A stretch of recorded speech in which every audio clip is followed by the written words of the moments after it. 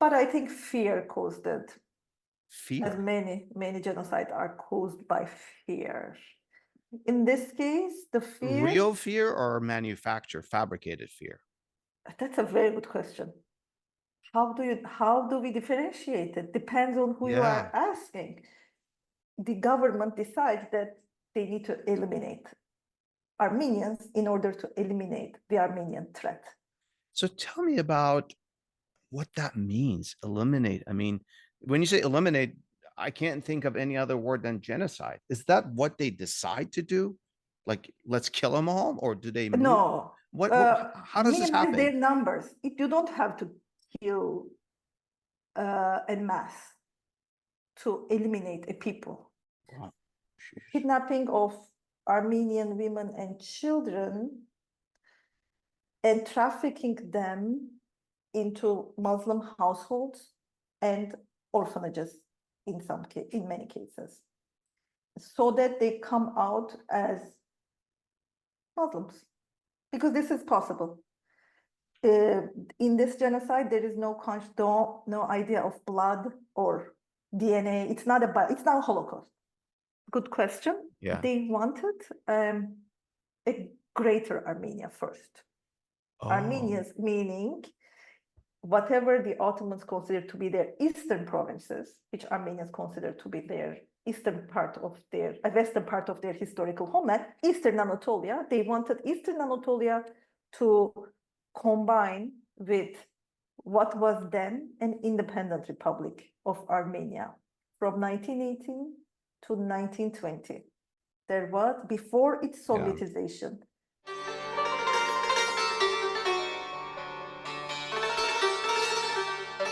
Welcome to Scholars Unravel the Middle East. I'm Adel Ali, your host. I was born in the Middle East, but grew up in America, where I practiced patent law and later founded a startup based on my own inventions. And then I went on to my ultimate passion, history, its lessons, shocking surprises, wow moments, and its myths and mysteries. To deep dive into history, I go to the source.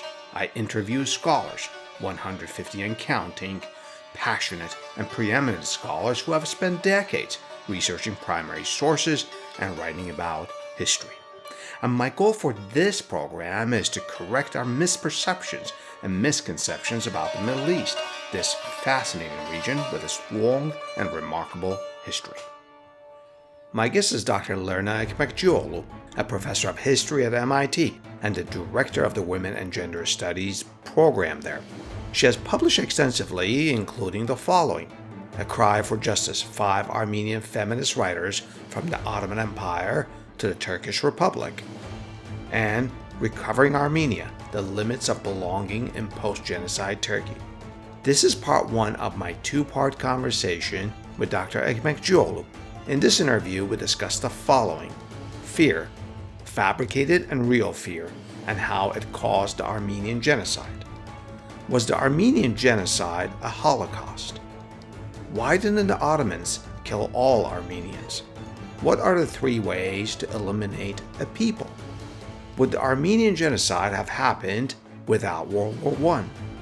Why does the denial of the Armenian Genocide persist in Türkiye? What is a Greater Armenia and what is a Wilsonian Armenia? And is it legal in Türkiye to study the Armenian Genocide? Heck, is it even legal in Türkiye to utter the words Armenian Genocide? I've also dropped links in the description to other relevant interviews in our program. How Sultan Selim I transformed the Ottomans into a global empire and established the Ottoman Caliphate. And is Türkiye still a democracy, given its transformation from Ataturk's secularism to Erdogan's Islamism? Please subscribe to our channel and give this video a thumbs up, and if you wish, check out the description for ways to support our program, which I appreciate. So stay with me as Dr. Ekmekcioglu and I unravel the Middle East. Dr. Ekmekcioglu, it's a pleasure to have you in our program. Thank you for taking the time for this conversation with me. What caused the Armenian Genocide? Thank you, Adele, for having me.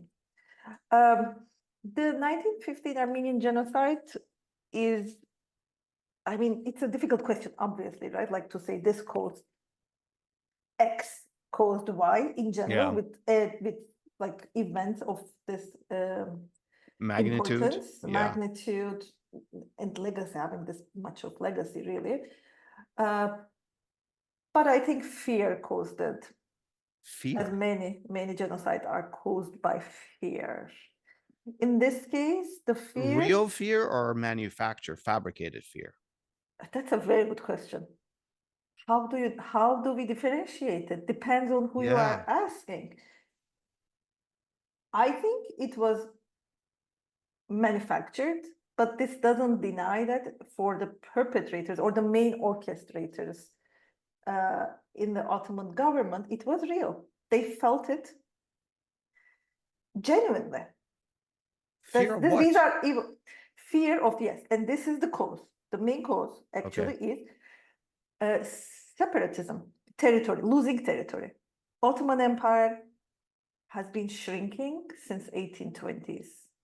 So many other groups left the Ottoman Union, starting from the Greeks in the 1820s, then many other Balkan nations actually throughout the second part of the 19th century, Balkan, all Christian groups waged their independence wars of some kind, and by outside interference and support, be it Russia, be it Britain, they did get their own countries.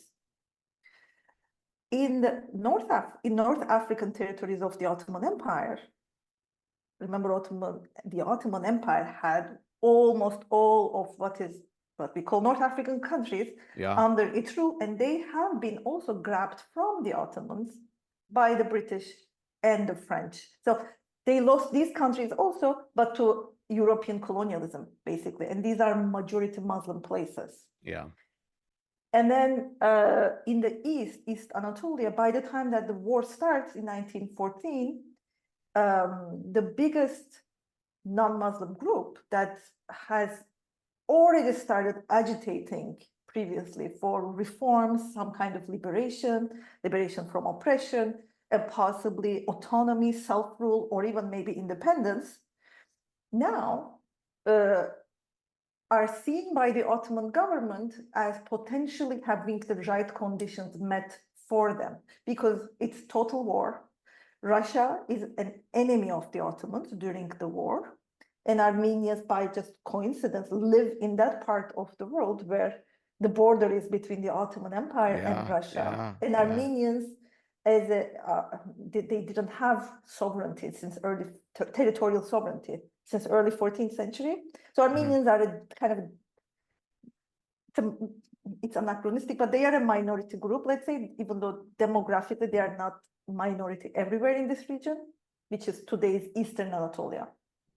Okay, so there's this fear on the part of the Ottoman government they will become the main perpetrating group, that Armenians will exploit with Russian help. And there are Russian Armenians, of course, like a part of historic Armenia is under Russian rule at this point, that Ottoman Armenians will unite with their brethren under the Russian rule and will carve out a space, a place of their own, and that this will be the continued dismemberment of the Ottoman territory. So they are afraid that if they leave Armenians intact, it will cause the loss of land for the Ottoman. I see. I just want to make sure I geographically in my mind, I follow what you're saying. World War I starts in 1914. The Ottoman Empire and the Russian Empire on opposing sides. Yes. And there are Armenians in the Ottoman Empire, and there are Armenians in the Russian Empire. And in Iran, of course. And also in Iran, Russia, and Turkey. And Turkey, the Qajar Empire of Iran. Yes, Qajar, yeah. So one of the fears of the Ottomans is that, look, we're losing territory in the Balkans and North Africa. This is going to go to Russia. We can't have all these Armenians sitting at our border with the Russian Empire and Persia all together in this one mass Mhm. intact. That's where we Mhm. learn. Okay. I So, don't think you are wrong, but they were not necessarily afraid that this will go to Russia, but that Armenians themselves will establish their own state, which will be under kind of a Russian influence. I see. I see. It was, we know now, like we know that Mhm. actually this was both manufactured and genuine. There was understanding this doesn't, of course, justify what happened, Yeah. but Russia did not necessarily, I mean, as a government, did not promise anything to Armenians that we know. Even though the Ottomans thought that Russians were manipulating Armenians, kind of like the Arab Revolt stuff happening on this part of the empire, right? Like this is in parallel, actually. At the same time that the British are doing their Lawrence of Arabia thing in the south, there's also a South Caucasus stuff happening in the north. The consequence of it is that the government decides that they need to eliminate Armenians in order to eliminate the Armenian threat. So tell me about what that means. Eliminate. I mean, when you say eliminate, I can't think of any other word than genocide. Is that what they decide to do? Like, let's kill them all, or do they move? No, How does this minimize their happen? numbers. You don't have to kill en masse to eliminate a people. Okay. So let me tell you how they did it, and then I'll tell you strategies of elimination Yeah. that might be called genocide. So in this case, their main goal was demographically reducing the number, literally the number of Armenians, especially, but not exclusively, especially in the places where they really constituted either like almost majority, or they were really intensely like intensely living in a place. Okay. Right? Even if it's not the high numbers. But this is usually Eastern Anatolia. So Is that kind of like, minimizing the numbers to 5 to 10% in each place. oh, I see. Okay. So this they did mainly by 3 means. By wholesale massacre. In some regions, we do have just like plain pogrom style chopping up of people. Oh no. Regardless of age, sex, anything. B, deporting them. This deportation was an important aspect of the Armenian genocide, and they deported them from where they concentrated to the south, to the Syrian desert. There's all around there, where it's a desert basically. They established concentration camps, what we call, anyways, they are the concentration camps where during the process, during the deportation route, people perished. So they encouraged their perishing by deporting them in this very unfavorable conditions, and then by establishing them in places that they knew that they would not be able to survive. So again, we have enough evidence to know that they sent them to this particular desert in Deir Zor, like where ISIS would go later, like on those places. Yeah, northern Iraq, northern Syria. No, yes, where they cannot, at that time, of course, especially given the technology and stuff, sustaining life would be very, very difficult. And the third one has 2 dimensions, but mostly it is forcible assimilation of part of the target group into the perpetrator group. In this case, it is the kidnapping of women and children. Wow. Kidnapping of Armenian women and children and trafficking them into Muslim households and orphanages in many cases, so that they come out as Muslims, because this is possible. In this genocide, there is no idea of blood or DNA. It's not a Holocaust, right? Like genetics doesn't play a role. If you convert, I see. you can become part of the majority. That's why you say genetics doesn't play a part, because if you convert, okay. Yes, but of course, but men, especially men of certain age, who are considered to be that they can resist, like they can pick up arms and resist, their conversion is not accepted in general, and B,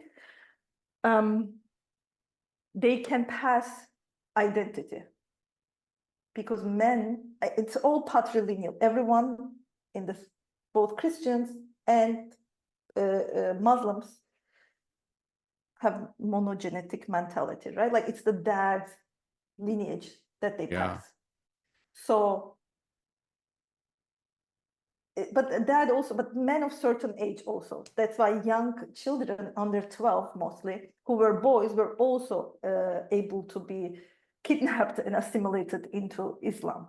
So because if they grow up Muslim, they will then pass Muslim, whatever, Turkish, Kurdish heritage to their children. But with women, we see this mass scale. Like there's sexual violence during the Armenian Genocide, yes. There's also a lot of abduction of women and girls, because once they become part of these Muslim communities and start converting, forcible conversion happen, and give birth to children, their lineage doesn't matter. Like their former Armenian identity has zero bearing on their children's Muslim heritage.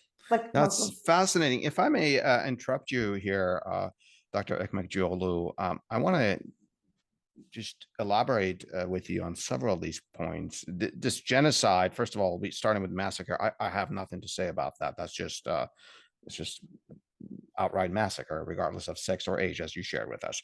And deporting them in a way that it's sort of, with a wink and a nod, ensured that they would perish along the way, on the way to the Syrian and northern Iraq desert. That makes me think of two things. First, in the American context, the Trail of Tears that happened under President Jackson and later Van Buren, where a lot of Native Americans perished. But the thing that made me that I thought of more is that, again, this is a genocide. We're not qualifying it. I'm just bringing episodes from history that come to mind. Deportation or displacement of different minorities had happened within Asiatic empires in the past. Before we started the podcast, you and I talked about how the Safavid Empire, Shah Abbas, had deported Armenians to Iran for other reasons, for industrial reasons and all of that. I know some 30 years later, after this episode, if I'm correct, Stalin deported a bunch of Germans from Western side to, I don't know, I guess Kazakhstan, they call them Volga Germans now. So this is not an excuse. We're just talking about, so maybe they brought some of that sort of, this was in their sort of governing style and memory. And also, as far as abducting and forcibly converting women and children are raised as Muslims, this kind of makes me think of the old Ottomans. Ottomans constantly bought or traded Christian slaves. Many of them became part of the Janissaries. Many of the women joined Sultan's harem, or I'm sure other harems. But now it's amplified into an institutionalized thing that's happening in the 20th century. Yeah, you're right, Adele, in thinking in terms of repertoires, what I would say. Repertoires, oh, that's good, yeah. Yeah. But because, which makes sense. Without our repertoires, we wouldn't make decisions, right? Like our decisions are informed by the toolkit or the previous domain of possibilities that we have. If you are going to make such a big decision, and they did, 3-4 of them. I mean, this is orchestrated by a small group of people, this genocide. Orchestrated, like not planned, but it is, many people participated on the ground, for sure, for different reasons. We can talk about it. Why did people participate? But when the decision makers of this project that ended up becoming what we call the Armenian Genocide are Ottoman statesmen. They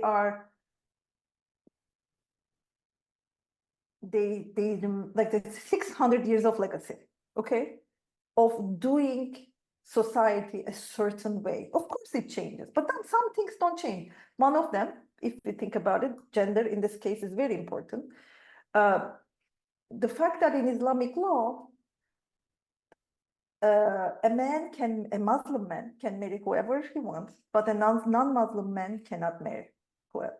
Non-Muslim men can only marry in their group, or definitely they cannot marry Muslim women or fornicate with them because they shouldn't have children. The whole logic of Islam works like that, right? Like the expansion and survival. Okay, a Muslim man can marry a Christian woman, but a non-Muslim man cannot marry a Muslim woman. Yes, yes. And why would that be? Because of the children that Yes. would not be Muslims Yes. from a non-Muslim man. Right. Because Islam recognizes that the non-Muslim man's sperm is legitimate, either way, right? Like it will also equally pass that belonging. Which is different than Judaism. In Judaism, the lineage goes through a woman's womb, yes, right? which is, yeah, actually very interesting why it happens that way. But so this is the reason why all these Ottoman sultans could, I mean, the slavery laws also are important, which I think we should talk about quickly. But this is the reason why a sultan can marry or have multiple concubines who are Christians or originally Christians, and their children, who will become the next Ottoman sultan, are not considered possibly Muslim or half Muslim. There's no such thing as half Muslim. The new sultan is legitimately Muslim enough for right. Wow. So yeah, so this happens. But this is the main logic that it has many consequences in the way that the society is organized in the Ottoman Empire.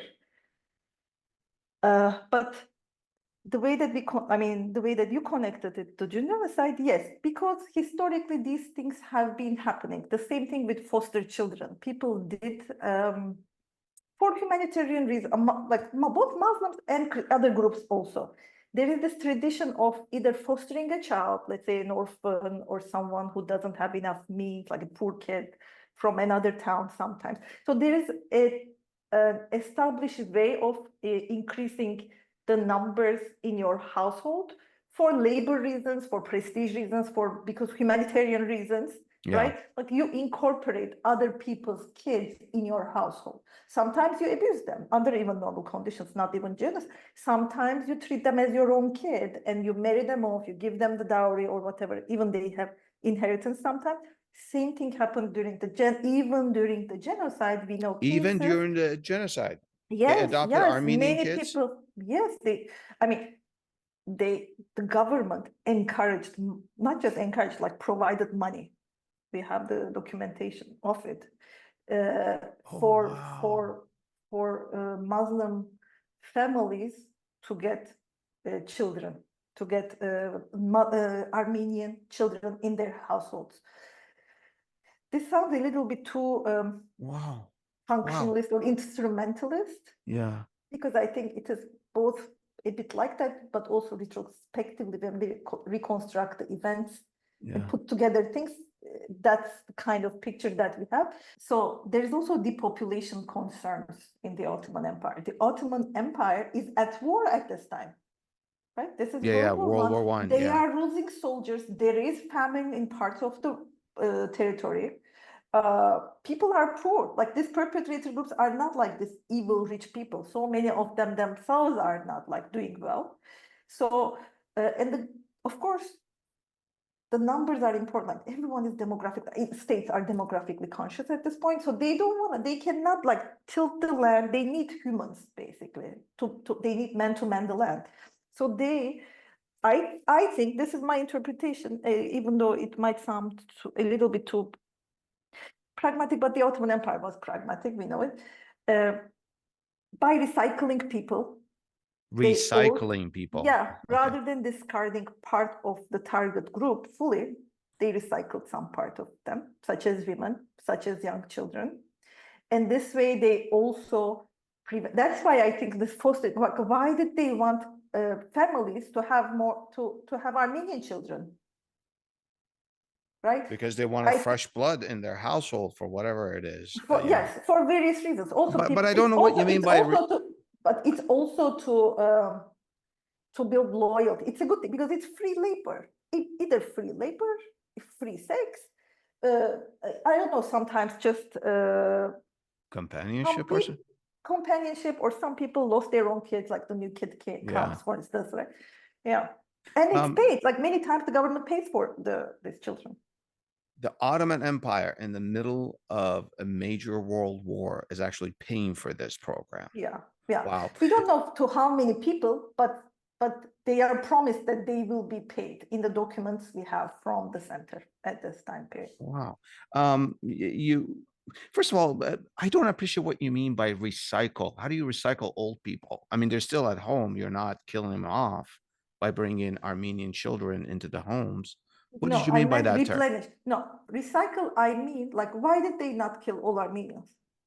For instance, people sometimes, I also ask myself this question, because like, they could have, so they kind of kept part of this population that the repertoire allowed to be conceived as possibly future Muslim Turkish to live. See. And they put them back into circulation. They killed them as Armenians, but then they allowed their physical body survival, but they as long as they remade themselves as Muslims and started reproducing Muslims. They expunged their Armenian identity. Yes, which is called social death, for instance, in like African American studies, for instance. Yeah. There's a term for it, like what happens to the slaves and all that. But I think I should have said, for the way that you understand it, I think I meant replenish. Replenish. There you go. That makes sense. Yeah. Thank you for clarifying that. You mentioned that slave laws, and we should probably touch on it for a couple of minutes. So let's touch on it. What did you have in mind to say about that? Like, if you had this Ottoman slave laws, right?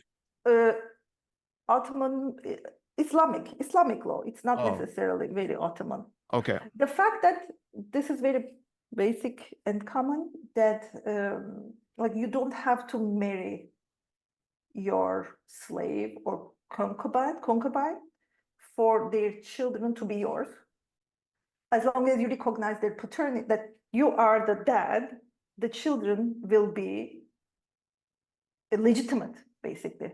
Bastard laws doesn't work like that.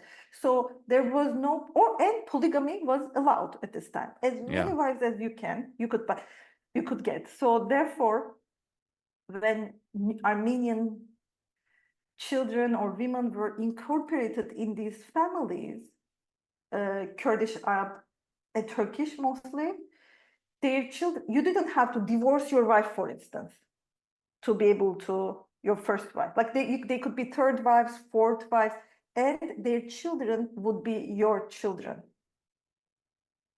Oh, wow. So, and their children will also be Muslims, obviously. Yeah. Because you are the father. So in this type of logic, I mean, that's why also the Ottoman sultans, you gave the example of the royal harem, most overwhelming majority of sultans didn't marry their partners. They just kept concubines and reproduced them. So many sultans, many Ottoman sultans' parents were never married, actually. Actually, we were talking about with another scholar about Sultan Selim, and that his mother was kind of like that as well. She was not. Had the Ottomans committed prior genocides before this? No. Yeah, I can't think of anything either. I mean, there are pogroms, but pogrom-like massacres that some people consider to be rehearsals of the main thing from 1890s, 1894, 95, 96. We have what we call Hamidian massacres during the era of the very oppressive era of Abdülhamid II. Okay. There is huge massacres in southern and eastern Turkey. These are but more Massacres of Armenians, right? Armenians, specifically Armenians. But then there is more also some like Armenians respond in some places, more resist. There is there's interethnic conflict, like violence also happening. Yeah. In addition to like state-sponsored, at least state-endorsed massacres. Again, this is also fears of the local population that is being manipulated by the center, that they will lose these territories, that Armenians will come and rule over these territories, if and that they will be the minorities under the Armenians. And then, I mean, we cannot not mention this. In 1909, right after the second constitutional revolution, the Young Turk Revolution,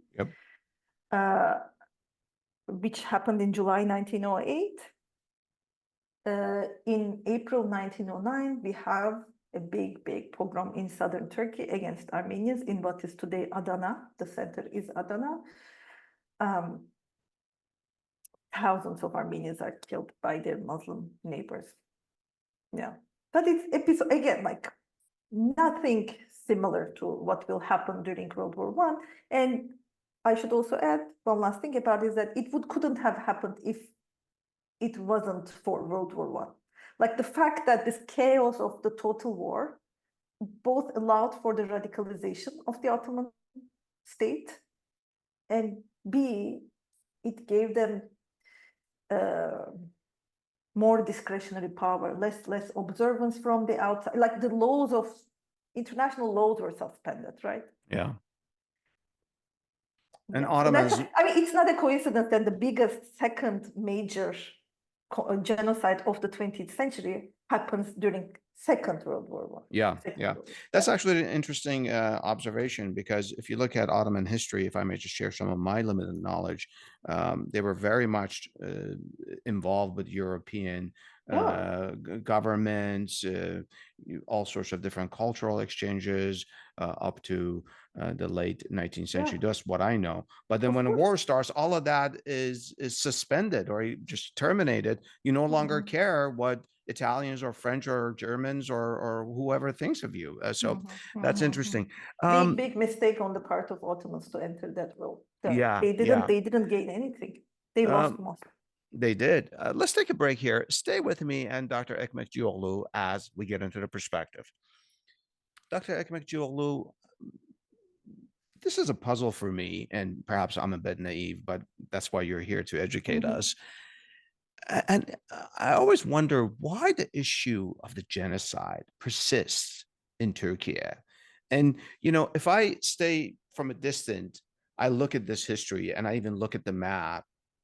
There are two things you could say. One, you can say people of modern day, the Republic of Türkiye, can come and say, look, we were a province of the Ottomans. So we're no more singularly responsible for anything that happened than, let's say,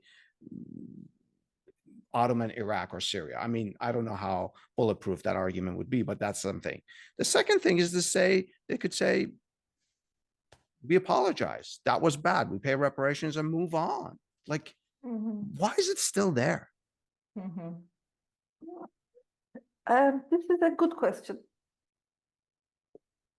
I've asked and that it comes question up to every myself year. many times. Yes, yes. Yeah. It's just, there are many different ways of answering this, but I think I'm going to start from this. Like once you start a lie, it's so difficult to let it go, right? Like it becomes bigger and bigger and bigger. You have this like second life. It's difficult to come out. I think there's that dimension to this. Yeah.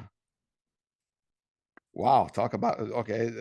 It's hard to continue that now with all this documentation. You and I are talking about it. Yeah, I mean, there are but records. it's cracking. I mean, even inside that whole bubble is not the same way. The denialist bubble is not very convincing to even so many Turkish people inside Turkey. But the official state line continues it. The second part of your like hypothesis, yes, is I think easier to answer The one Because that I was what is saying that. reparations? What is reparations? Oh, okay. Reversion. I don't. Yeah. Like Yeah. surviving Armenians and many of their supporters did ask reparations in the form of territory. Ah. Yes. Ah. Yes. This is the era of 1918 to 1923. So I don't know how I can talk about it, but without going into much historical detail, I'll So try my best. 1918, the Yes, Ottomans are still there. of course. They don't. The Ottoman Empire ended in 1922, I think. The Sultanate was abolished in Yeah. 1922, and Yeah. the Ankara government went to Lausanne to sign the final peace treaty with the British and the other victorious powers. It's only the Ankara government went to this conference, and that's when the treaty was signed. The international community accepted only the new Turkey as the actor that represents whatever Turkey had become. At this point, the caliphate was abolished in 24. After the republic, after Turkey was declared a republic in October of 1923. Yes, so they would not give territory to Armenians because that's the very reason they have started the genocide. embarked on that project of getting rid of Armenians. Like, this is how they were thinking. Did they want, and are asking for territory, did they want their own Armenia separate than the Armenia that existed then under Russia, I guess Soviet? So they wanted like a second Armenian state in Eastern. This is good question. Yeah. They wanted a greater Armenia first. Armenians meaning whatever the Ottomans considered to be their eastern provinces, which Armenians considered to be their eastern part of their, western part of their historical homeland, Eastern Anatolia. They wanted Eastern Anatolia to combine with what was then an independent republic of Armenia from 1918 to 1920. There was, before its Sovietization, Russian Armenians managed to establish a state of their own right after and in the chaos of the Bolshevik Revolution. So did I think Azerbaijan and Georgia. Yes, this is that the South Caucasus is having a moment. Yeah. It will not last. At first, surviving Armenian leadership thought that they saw that the perpetrator state was defeated. The ally, the British, who warned the Turkish government as early as May 1915 that whatever you are doing to Armenians, we will keep you accountable after the war, right? The empire, the superpower of the world was pro-Armenian. So Armenians thought that, okay, so they know what happened to us. New York Times reported it every day during the war. They couldn't imagine that this defeated and disgraced empire, who also lost all its Arab territories, also shrunk by that time. We are thinking about the armistice, October 1918, when Turkey accepted that it defeated and it needs to sign an armistice 1 month before its main ally, Germany, will sign in November. But of course, Turks will not give territory. So reparations in the form of territory was a big nightmare. They did try everything in their capacity to prevent that, including waging a war of independence called Kemalist revolution or Kemalist war. But this was also against the Kemalist coming together. The resistance was against the British-backed Greek occupation of Western Asia Minor, Western Anatolia, Izmir. You're talking about Ataturk. Yes, and that he wasn't Atatürk then, but Mustafa Kemal, yes. Mustafa Kemal successfully brought together different opposition groups to both the occupation and the possible establishment of an Armenia, which America backed. Woodrow Wilson agreed to some type of Armenia to be carved out of the Ottomans. Wow. that was called Wilsonian Armenia. It was signed with a treaty, Sevr Treaty of August 1920. Wow. The Turks managed, I mean, Turks meaning this was also not just Turks, Turks and Kurds. It had this Muslim language, like Muslims, Ottoman Muslims against these groups. So then by the time that Armenians, so then for Armenians and their allies, they shrank their demands or reparations, as we understand it today, or what we call like restorative justice. Yeah. That they. By the time that they go to Lausanne, I have an article about this that recently got published because we had the centennial of the signing of the Lausanne Treaty, 1923. Yeah. That treaty is the birth certificate of modern Turkey as we know it today. And this, you already said that. I just want to review it for our audience, that this happened several years after the Versailles Treaty. Yes. Yes. Okay. In 1923. Yes. It's the last settlement treaty of the World War I era. Mm-hmm. Many new countries, newly expanded countries, of course, defeated countries signed treaties with the British and the Allies. This is the last one, and this is still intact. That's the only one of those treaties that's still intact. Interesting. And at Lausanne, Armenians tried to argue. They asked, by Lausanne, their form of reparation is give us autonomy within Turkey. Some kind of a place where we can gather, survivors can gather, that they can be free from intrusions from the Turkish cultural, where they can reproduce their cultural and religious practices. This is what Armenians wanted, but the Turkish side said no to this as well.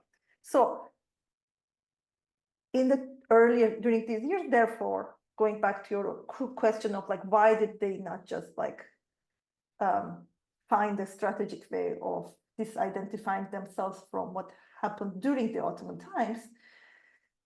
The Ottoman times doesn't end that fast, and it like this next 5 years after the war's ending has a bearing, right? Yeah. So, but then also the cadres are the same. I mean, if they were real geniuses, it would take a real big visionary genius of some like proportion that I don't know if it exists. They could have done that. They could have said that. Actually, the British during the Lausanne conference kind of tell this to them. They do tell them, even the Italians, they tell them that like, look, if you give this autonomy to Armenians, you'll prove that you are not the Ottomans. Ottomans are the ones who massacred. They are the ones who backward. They are the ones who are like savages. Now, if you give this, you will have some sort of a colony of your own, like maybe like Irish to the British type of dominion. They call it a dominion. Armenians also push for it, and you'll also prove that now, like you are not that Ottoman, you are civilized, quote unquote, and that you are going to be welcome in the family of nations with open arms because you have done right, finally. Yeah, it's a fresh start for Turkish people. Yes. But they don't go for it. Yes, because they cannot, because they are the same people, Adele. This is important. Like you cannot. It's not just a mask that they put on or a theater.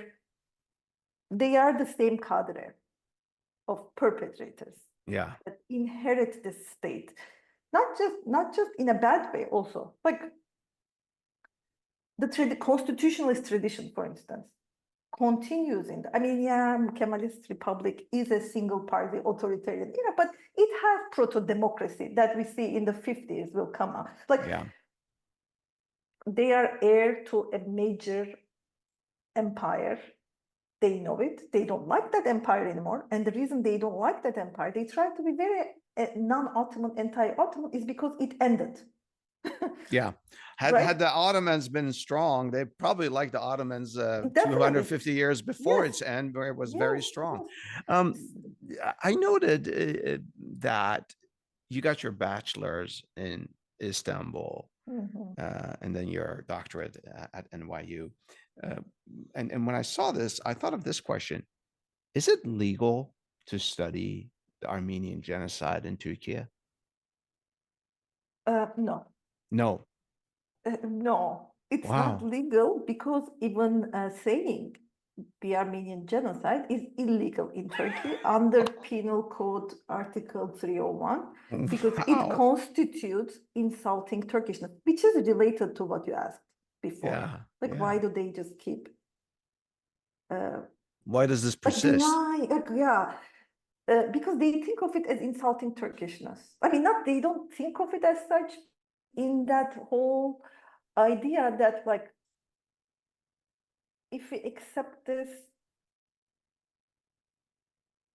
like how can we have done something so bad and it doesn't fit our self-understandings of Yeah. as a I don't know. I don't want Um, to go there. It's a little weird, but yes, no, I couldn't have studied this topic in Istanbul. This is one of the reasons why I moved to America.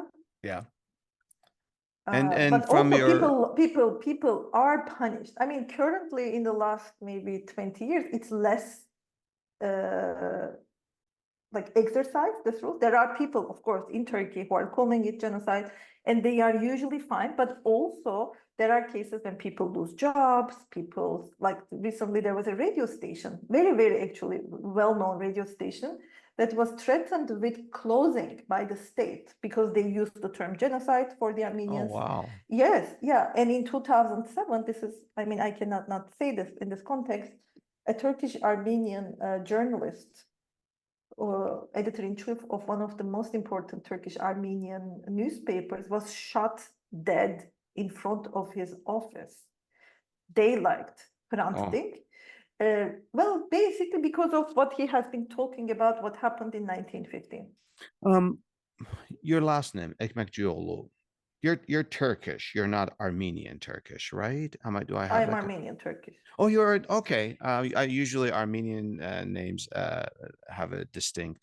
Okay, well, But we had the two. They had to forcibly change it. This is what I studied. oh, that is fascinating. So Mm-hmm. your last name, going back to Mm-hmm.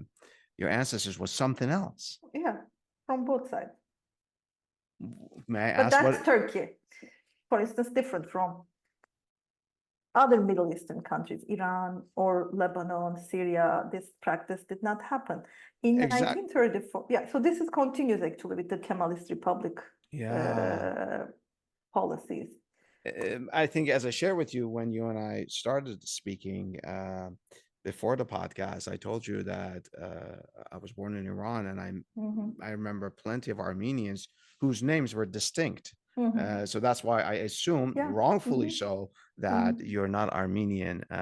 That is fascinating. But I'm Turkish also. I was Yeah. born and raised in Turkey. I am like fully native in Turkish. I speak and think in Turkish. But the state doesn't think. This is it's part of my bigger argument and my book that it's a paradoxical relationship that the Turkish state has had with its own minority citizens. You said you started a sentence that you said the state doesn't think. What did you mean? State doesn't think what? Doesn't allow me, like there are things that Armenian, Greek, and Jews in Turkey, these are the legal minorities. Okay. Any non-Muslim, basically. Yeah. So we have mainly these groups plus Assyrian. Uh, so there are things that they cannot either practice in terms of, like for instance, Ministry of Foreign Affairs, they cannot work minority citizens, or That's they wild. cannot be generals in the military. They cannot have higher up positions, even though all men, regardless of their minority or not Yeah, yeah, status, yeah. have to serve. Um, Schools, but there are minority schools. In the minority schools, some subjects such as Turkish language, Turkish geography, and history can only be taught by Turkish Turks. So on the one hand, we are Turkified, like my last name, like everyone else's last name, is forcibly Turkified in Yeah. 1934. Hence my question. Yeah, yeah, yeah. Yes. Their citizenship, they are forced, the Turkish language is also forced on so many groups. This also includes Kurds and Arabs who are Yeah, in yeah. Turkey. Like there are campaigns called Citizens Speak Turkish. Speaking any language other than Turkish in public is a punishable act many periods in different periods in Turkish history up until the 60s, for the Kurds even later, by law, like by decree. So This is major discrimination. yes, And with all of this, Turkey wanted, well, no longer, but it really was trying to become part of the EU. I mean, it's really hard yeah, to but EU, that justify. was one of the criteria. But the criteria that EU put in front of Turkey for its accession to membership status included a lot of minority rights Yeah, yeah. stuff. That's Yes, Is there a yes, huge yes. Turkiye community in Turkey About still? 60,000, Oh, that's 60,000 very small. people. Okay. It's very small. Turkey is about 8 million, but because the outside society isn't always welcoming, and or because of like legal restrictions, the community survives. This is It's community also, service. yeah, it's practices endogamy. Usually people marry inside, in Yeah. group marriage, What and was the yeah. do you have any estimates about the Armenian population before 1915 in the Ottomans? This is this is a contested topic, It because is? how genocide, yes, yes, Oh, big time, because of I thought I was genocide asking a simple numbers, question. know how many people died in the genocide, like It must have been in the millions if it, one and a no, half no, million. three, that's like, no, the death is like 1 million on Yeah, average, yeah. I would say. They were probably like about 2 million, 2 to 3 million Armenians Wow, in the Ottoman that's Empire. like 30% or 40% of the population had perished during the genocide. Yes. In the next segment of our conversation, Dr. Ekmekcioglu and I will talk about something really important: the Armenian women and Armenian feminism and their role in shaping the Armenian identity. Stay with us.